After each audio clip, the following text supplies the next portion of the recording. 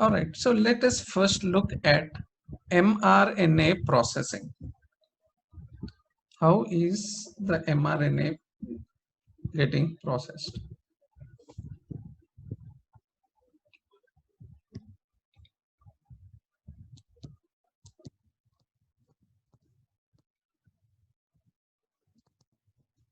mRNA is messenger RNA.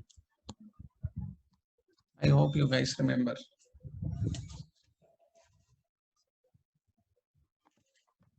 Okay. So mRNA processing, basically it involves 3 steps. Step 1 is capping at 5' end, tailing at 3' end, and third is splicing. Third is splicing. So 3 processes we are going to see. First is a cap.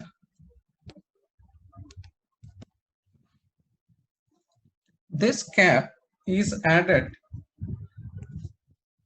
to the mRNA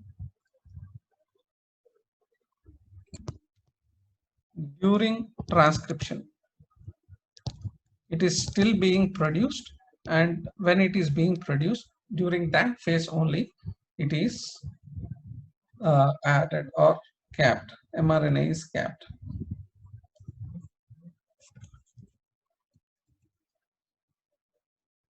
When transcription is occurring,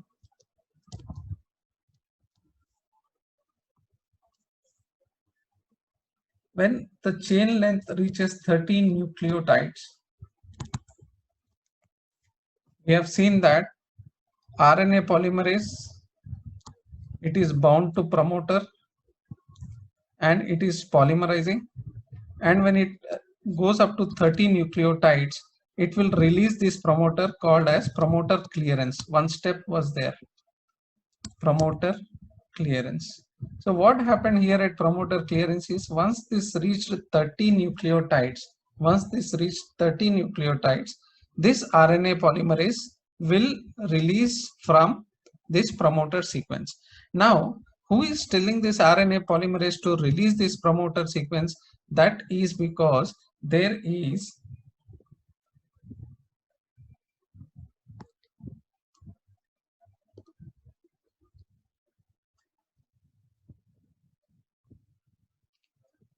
capping of this mRNA. So once this capping occurs, it will tell the RNA polymerase that okay, now cap has come, now you can release the promoter and you can go further. So what is this capping telling? It is telling to clear the promoter or promoter clearance, or it is also a stage of conversion of initiation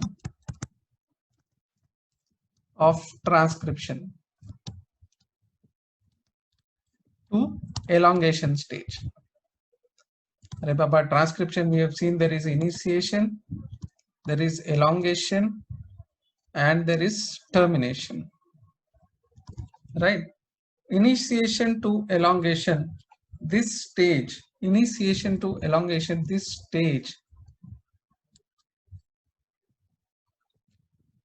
this stage is determined by capping. If capping occurs, then transcription initiation will get converted to transcription elongation. Okay. Now, another unique feature of capping is it is capped by a methyl guanosine, 7-methyl guanosine. This is the cap, 7-methyl guanosine. We have seen how guanosine looks.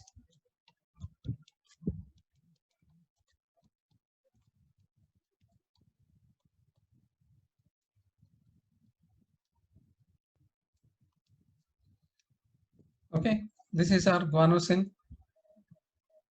1 2 sorry 3 4 5 6 7 8 9. These are nitrogens, nitrogen. Okay, so this is our guanosine. To this guanosine, a methyl group is attached on N7. Methyl group is attached. Okay, so this forms the cap. 7-methyl guanosine is the cap that is formed. Now, one other important point to note is the cap is attached in a unusual 5' to 5' triphosphate bond. 5' to 5' triphosphate bond. Okay. So points to be noted about mRNA capping. Transcription.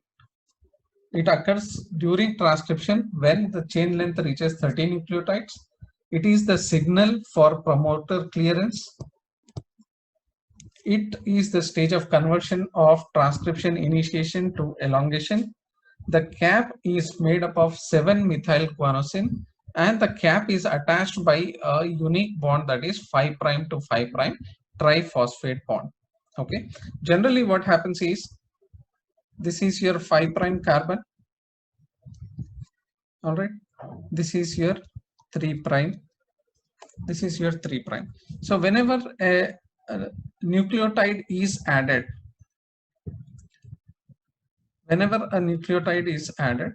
what happens? The bond is formed.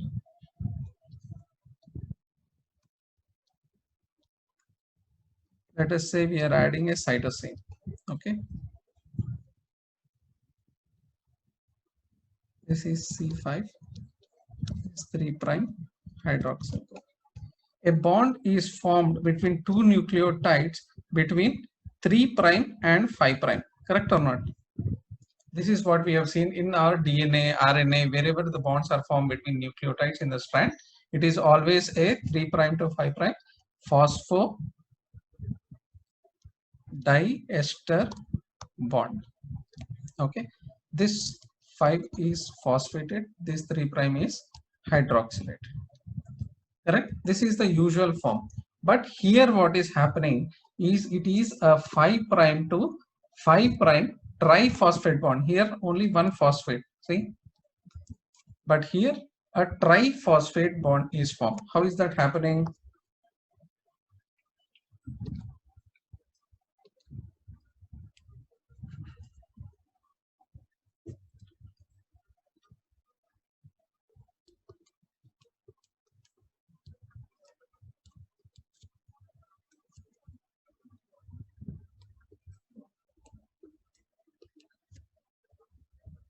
This is your 7-methyl guanosine. Okay, this is C5. So a phosphate, another phosphate, another phosphate. Triphosphate is attached with C5 of this another nucleotide.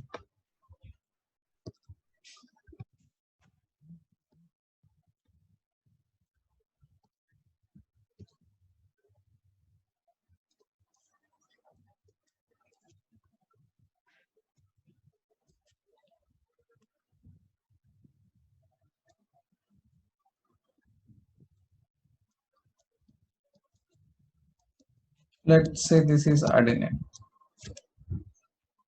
Let's say this is adenine. Okay, so this is adenine, this is your guanine, which is 7-methylated. So this is your cap. This is your cap. This entire thing is your cap. Cap. 7-methyl guanosine cap. What is the bond form? The bond formed is C5C5 triphosphate bond. C5 triphosphate bond. Okay, you guys are following? Yes, sir. Yes, sir. Sir. Okay, am I too fast? No, sir. Yes, sir. Okay, so once again, it occurs when the chain length reaches 30 nucleotides. It is a signal for promoter clearance. It is a stage of conversion of initiation of transcription to transcription elongation. The cap is 7-methylguanosine cap and 5' triphosphate bond. Now, the importance of this capping, is it will prevent mRNA from 5' to 3' exonuclease action of polymerase. So it will prevent the degradation of this mRNA, or it has a protective thing. Second, mRNA cap is required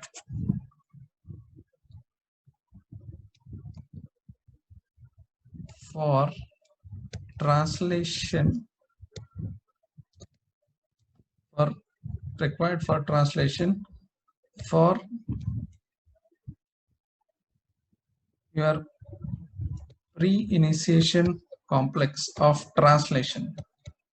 Translation is over, I guess. Yes, sir. Yeah, you have elongating factors, eukaryotic elongating factors which require, or eukaryotic initiation factors which require to identify the mRNA cap. Okay, so this cap is required for identification of the translation start site also. Next, we'll go into details of how this capping is done. There are 4 major steps of capping. First step is removal of leading phosphate.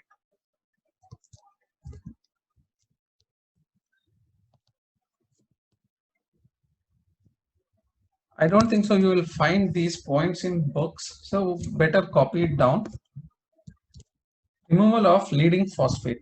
Now, all mRNAs that are synthesized, we have seen that on the 5' end we write it with PPP. A triphosphate is there. PPP, a triphosphate is formed. Now, this terminal phosphate is removed. This is removed by the enzyme RNA triophosphatase. By RNA triophosphatase. Okay, RNA triophosphatase. So now the mRNA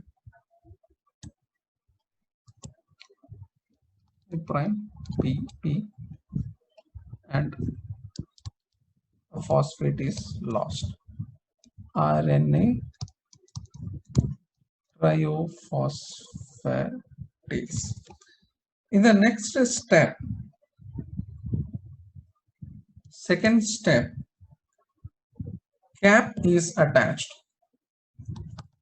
Cap is attached, or you write it as, wait, better write it as guanylation of mRNA. So what is happening? A GTP is attached.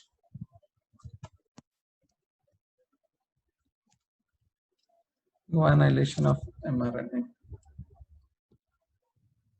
A GTP is attached to this. When GTP is attached, PPI is released.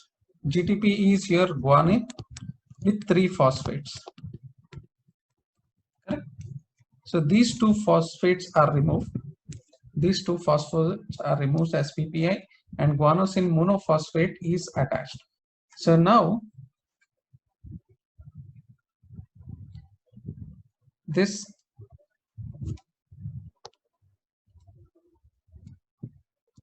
guanosine is attached as PP.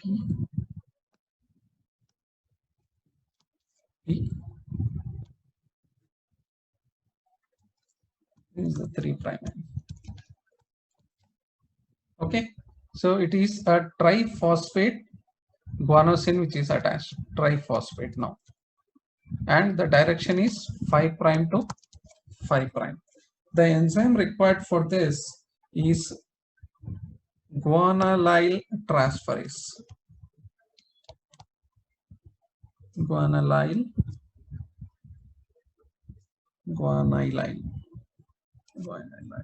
transferase.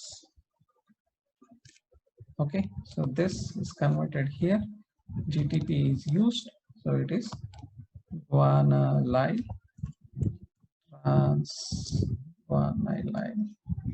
transferase. Just hold on, guys. Ma'am, good morning. Ma'am.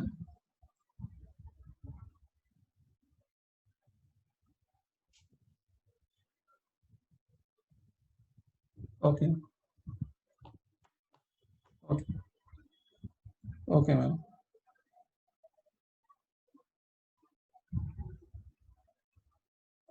Sorry, ma'am.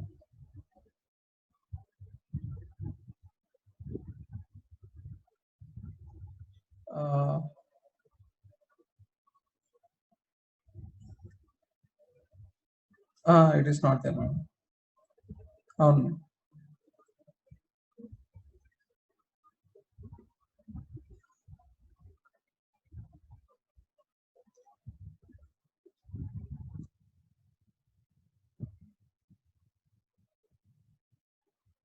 Sorry, ma'am. Jason. I know only Rishikesh, ma'am, and Raipur. I'll find out, ma'am. Yes. Oh. Oh.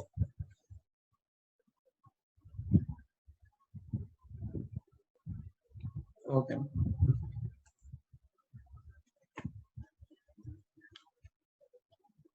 Oh. Oh.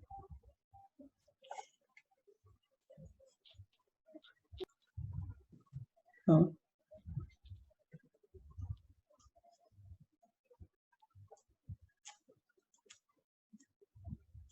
Okay, ma'am.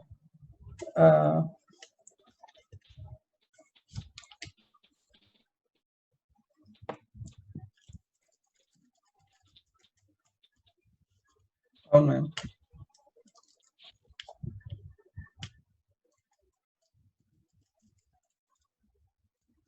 Sir. Oh.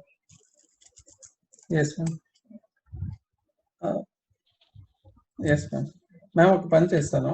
I'm in class now. After this, no issues, ma'am. I'll come down and we'll make it, ma'am. Yeah. Oh.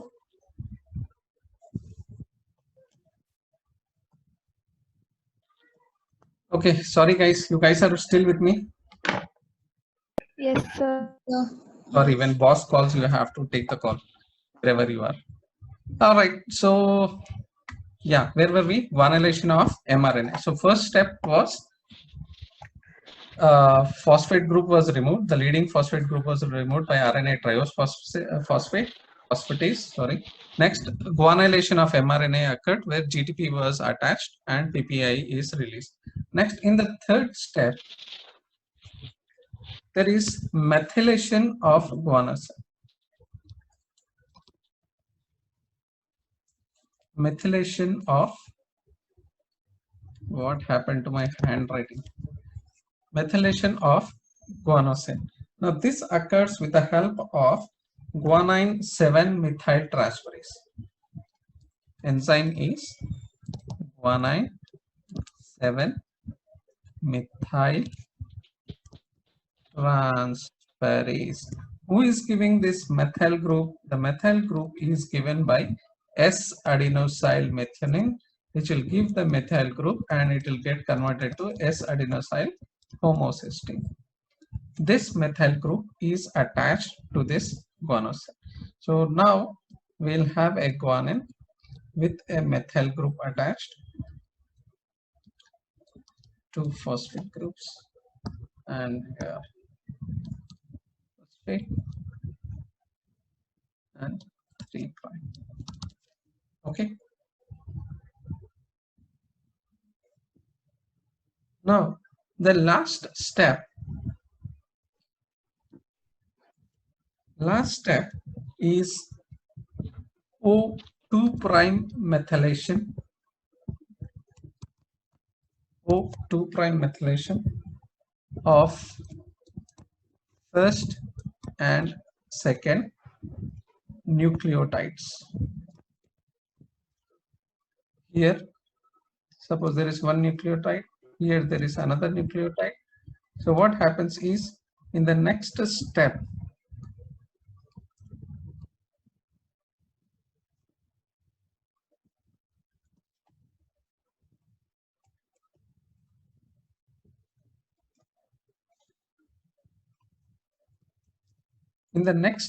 what happens is a methyl group is attached to the ribose sugar. A methyl group is attached to the ribose sugar at the second prime or 2 prime position. The enzyme for this is 2 prime O methyl transferase, is 2 prime O methyl transferase. Who is giving this methyl group again? SAM is giving the methyl group. SAM is giving the methyl group. S-adenosylmethionine is giving the methyl group. Okay. Now you see here, this is the 2 prime position. This is the first. This is the cap. This is the first nucleotide. Okay. This is the first nucleotide. Now the first nucleotide is attached to the second nucleotide by a 3 prime. This is the 3 prime. This is the 5 prime. To this,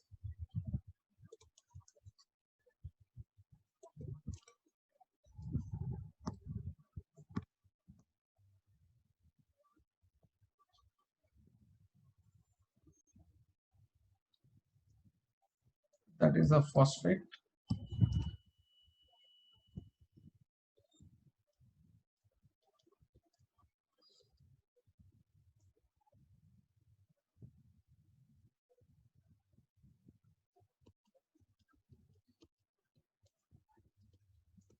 Let us say it is attached with cytosine. Okay. Now here it is 5 prime. This is 3 prime. So 3 prime to 5 prime phosphodiester bond. This is the first nucleotide and this is the second nucleotide, and it is going on attaching like this, 5 prime to 3 prime and so on.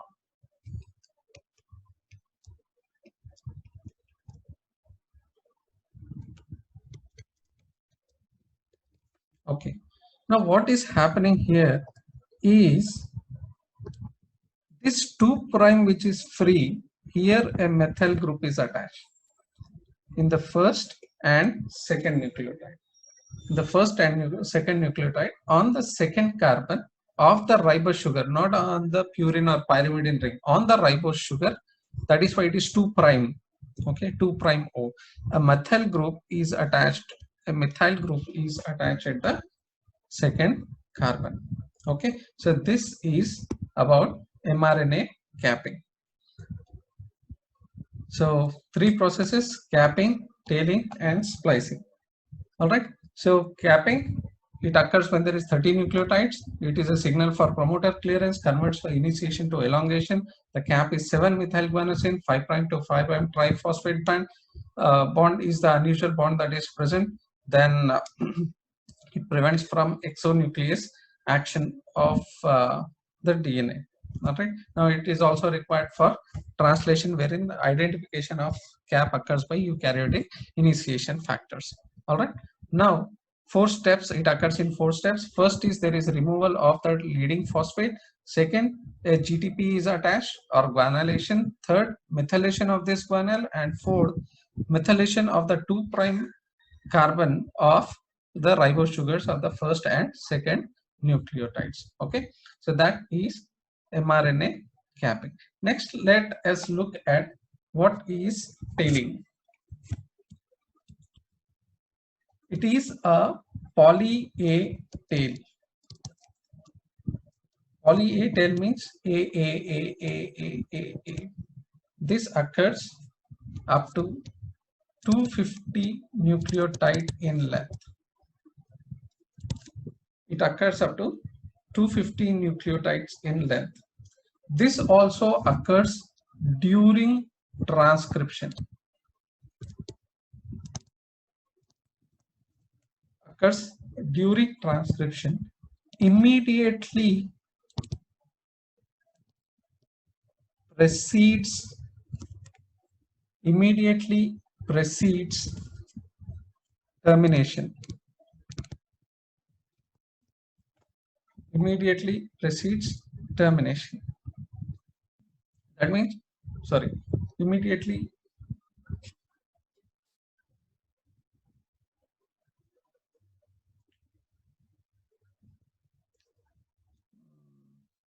okay, I'll come to it. So it is a poly A tail wherein a lot of adenine nucleotides are attached, 250 nucleotides in length. During transcription, immediately precedes termination. The enzyme required for this is poly A polymerase. Poly A polymerase, also called as PAP. This poly A polymerase, it is attached or it is activated. This poly A polymerase, it is activated by a factor called as CPSF. It is activated by CPSF. It is cleavage and polyadenylation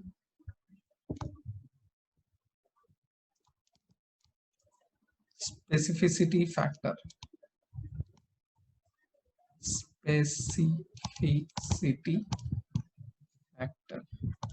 What this factor will do is it will identify a consensus sequence, that is AAU, AAA, AAU, AAA.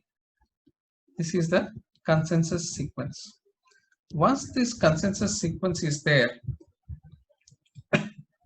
once this consensus sequence is identified, what will happen is this CPF will activate poly A polymerase. So let us say that an RNA is being synthesized.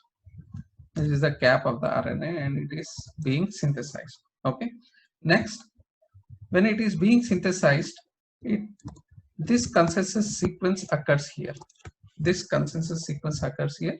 Then it again goes. Then a lot of poly U's are there. Then let us say a lot of poly U's are there. Okay, this is how it is being synthesized. Once it is being synthesized, so many things come up. This consensus sequence, you remember, is required for chain termination. It is required for chain termination. So once this is identified, chain termination will occur. Once this is identified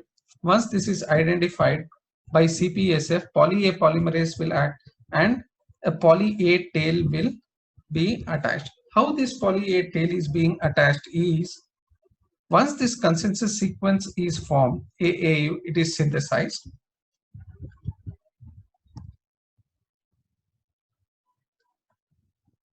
Up to 15 nucleotides from this side, and from the poly U region or the U-rich region, up to 15 nucleotides this side.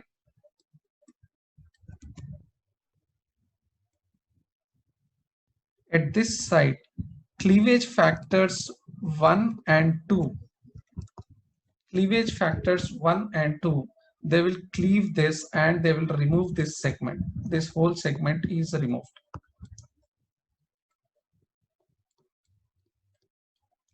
By cleavage factors, cleavage factors 1 and 2. Okay. All right. So cleavage factors 1 and 2. These cleavage factors 1 and 2, what they are doing? They are cleaving the 3' end. This is your 5' end with your cap. 7-methyl guanosine cap is there. So towards the 3' end, there is a consensus sequence that is AAU AAA, which is followed by up to 65 to 75 nucleotide stretch. After that, there is a poly U or a U-rich region. So 15 nucleotides before and 15 nucleotides after this, cleavage factors 1 and 2 will cleave it. Once this is cleaved, and CPSF has identified this one, CPSF has identified this region, what it will do is it will recruit the poly A polymerase. It will recruit the poly A polymerase. When poly A polymerase is recruited, what happens is it starts attaching the A. Poly A polymerase. It starts attaching the poly A. So once this poly A is attached, what happens is inside the cytoplasm. Now this mRNA, it is going out from the nuclear pore, and there are protein complexes called TREX which transport. They transport TREX to the cytoplasm. Inside the cytoplasm, what happens is to this mRNA and a lot of poly A's, to this poly A tail,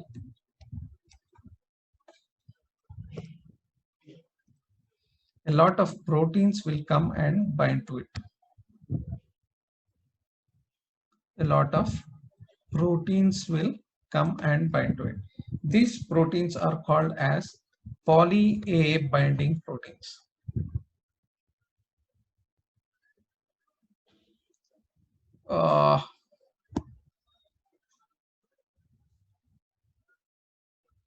You guys are still listening? Yes, sir. Yes, sir. Okay, somebody has logged in. I don't know what is happening.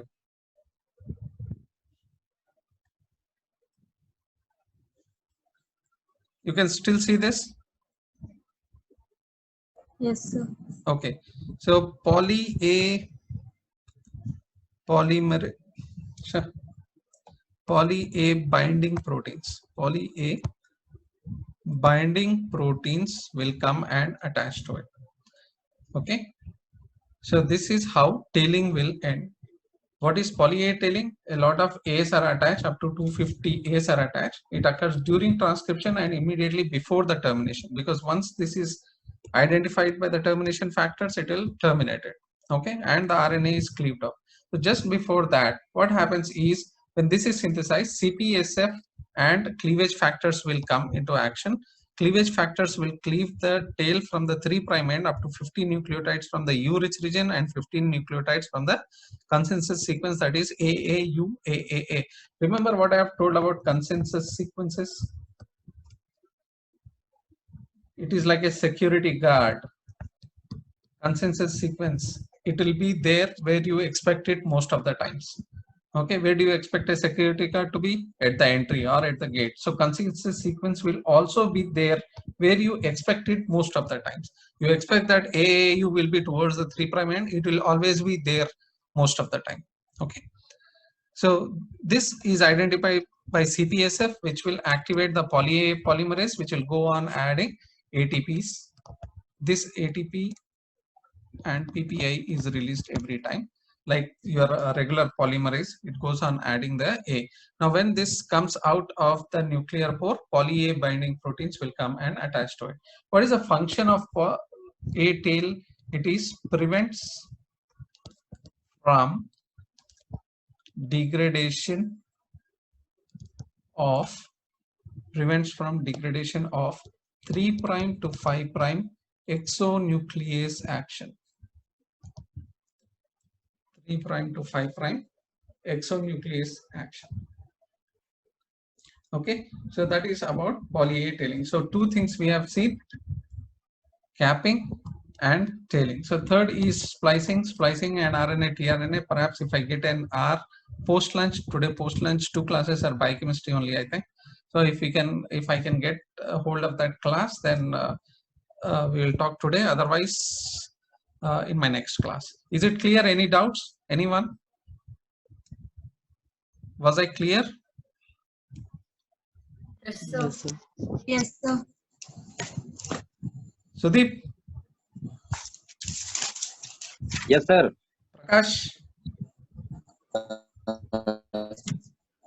Kshitij, sir वो Rahul, nuclear pore के side में क्या लिखा yes है? Sir. क्या nuclear pore के side में क्या लिखा है? ये हाँ, this is tracks, transport proteins. Okay sir. ठीक है, ओके, चलो see you in next class. Thank you sir. Thank you. Thank you, sir. Thank you, sir. Thank you, sir. Thank you, sir. Thank you, sir.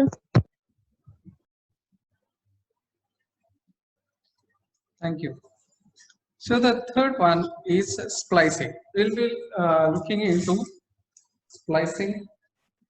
Anyone else who is about to join? Okay, splicing is a process where introns are removed and exons are added to each other.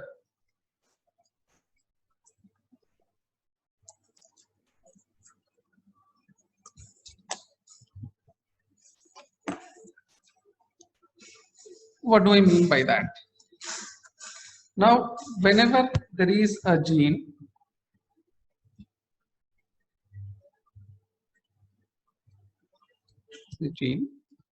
this gene has coded for an mRNA.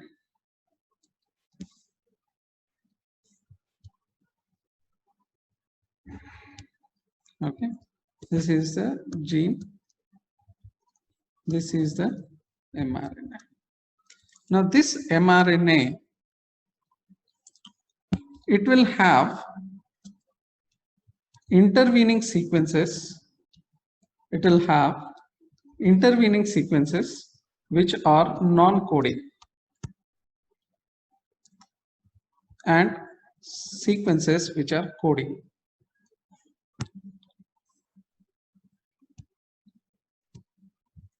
Coding and non-coding sequence. This is produced by transcription.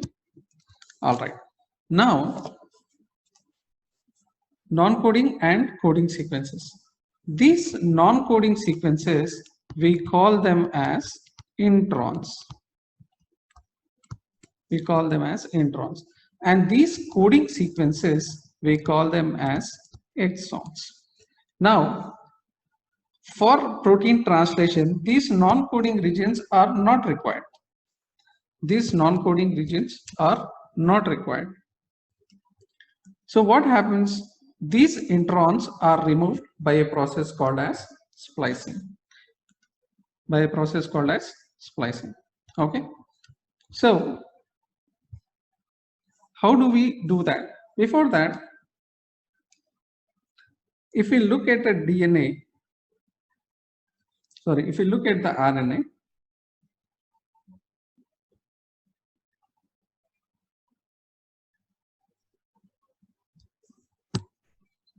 it will be something like this.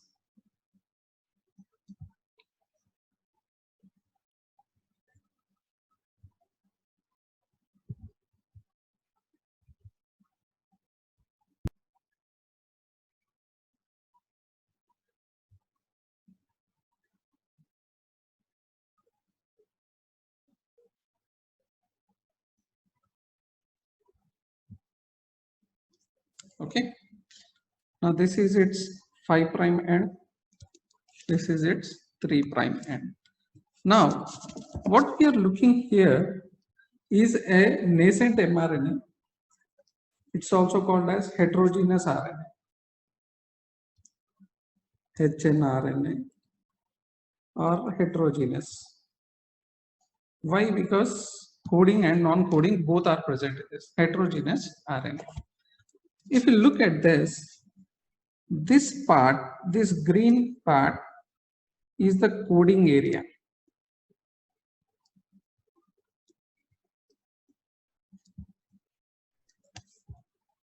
This green line that you are seeing, that is the coding area, and the red whatever is left is, this is green is coding and red is non-coding. Okay. Now all this is junk, this all is waste, this all is waste. Only important thing is the green one. So how do you make use of only the green one? By removing this red part. So we use a process called as splicing, which uses spliceosome, which uses a spliceosome. This is the cutting machinery. Okay, it is made up of this cutting machinery. It is made up of snRNAs or small nuclear RNAs. It is called as snRNAs or small nuclear RNAs. Then core protein,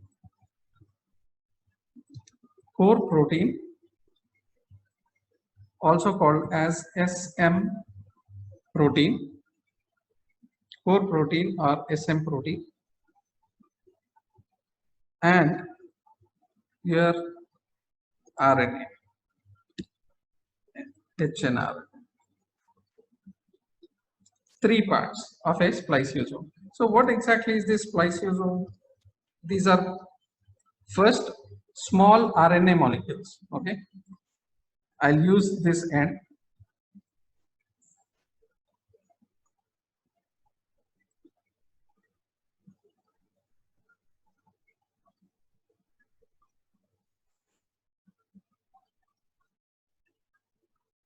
Okay, these are small RNA molecules. These are snRNAs. Okay, these are snRNAs.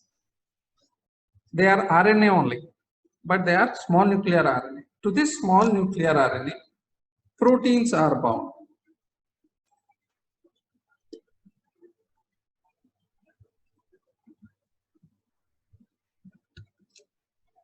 Proteins are bound.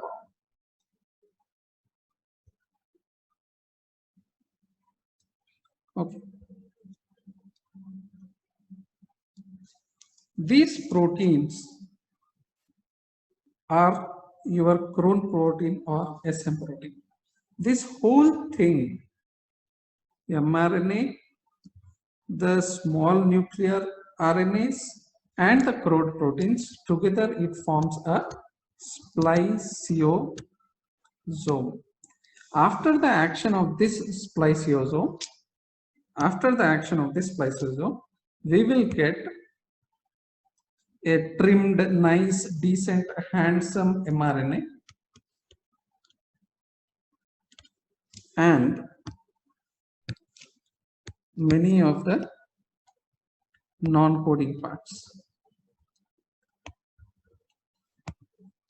They all are liberated. Okay, many of the non-coding parts, they are liberated. In fact, they are liberated like lariats, like this. All right. So this is splicing. How it is done, we'll go in depth in a while. So basic thing you have to remember is whatever gene has been transcribed into an mRNA, that mRNA will have some coding sequences and some non-coding sequences. Coding sequences, we call them exons. Non-coding sequences, we call them introns. So because we need only exons for the work, we need to get rid of these introns. We are getting rid of these introns by a process known as splicing. This splicing requires a spliceosome. This spliceosome is the cutting machinery which will remove these introns and will join the exons together. So what are they? They are basically made up of small nuclear RNAs called as snRNAs.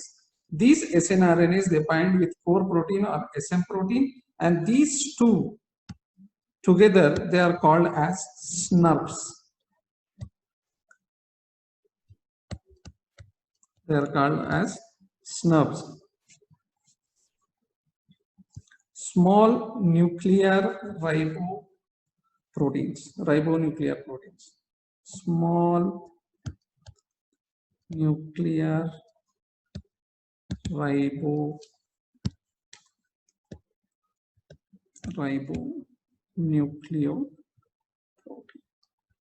Okay, small nuclear or SNRPs. These SNRPs will bind with the heterogeneous RNA and they will remove the introns to make a single decent handsome copy of mRNA and many introns which are removed out. Okay, now let us see what is happening.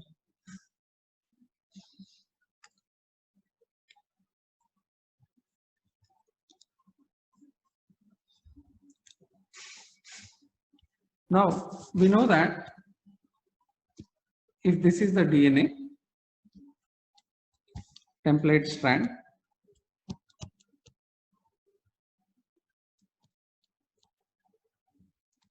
on this template strand we are having the RNA polymerase that is working. RNA polymerase. This RNA polymerase is transcribing. It is transcribing an mRNA. Okay. So this is 5' and 3'. It is transcribed. All right. So this is your heterogeneous RNA. Now, to this RNA towards the 3' end, there is a CTD end. CTD was, do you remember? C terminal domain. This was responsible for termination. C terminal domain. Okay. To this C terminal domain, there are few proteins. These proteins are called as SR proteins or RNA recognition motif, also called as RRM. Sorry, RRM. These two SR proteins is serine arginine rich proteins. Serine arginine proteins and RNA recognition motif. What they'll do is they will come and bind to this CTD. SR proteins and RRM or RNA recognition motif, they'll come and bind to the CTD. Once they are bound to the CTD, they have come and bound SRM. So SR and